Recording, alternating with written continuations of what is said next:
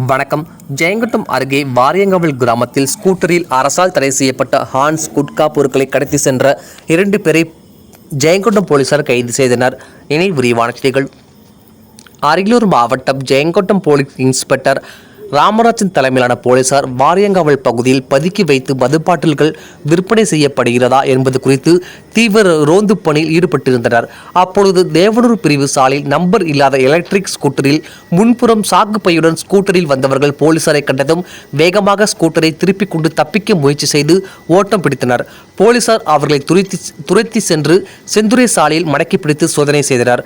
அப்பொழுது scooter சாக்குப்பையில் Hans gutka உள்ளிட்ட புகையிலை பொருட்கள் இருப்பது தெரியவந்தது. மேலும் விசாரணையில் அவர்கள் மருத்தூர் தெற்குப்பட்டி கிராமத்தை சேர்ந்த பெரியசாமி மகன் செல்வம் வயது 29 மற்றும் முத்துமடக்கி கிராமத்தை சேர்ந்த பழனிமுத்து மகன் சந்திரசேகர் வயது 36 என்பது தெரியவந்தது. இதையடுத்து ஸ்கூட்டரில் சாக்குப்பையில் விற்பனைக்காக வைத்திருந்த ஹான்ஸ் குட்கா உள்ளிட்ட புகையிலை பொருட்களை கைப்பற்றினர். தொடர்ந்து தெற்குப்பட்டியில் உள்ள செல்வத்தின் கடையிலும் சோதனை செய்தனர். அப்பொழுது அங்கு விற்பனைக்காக வைத்திருந்த ஹான்ஸ் குட்கா உள்ளிட்ட புகையிலை பொருட்களையும் கைப்பற்றினர். இதையடுத்து போலீசார் செல்வம் மற்றும் சந்திரசேகர் ஆகியோர் மீது வழக்கு பதிந்து கைது செய்து விசாரித்து வருகின்றனர்.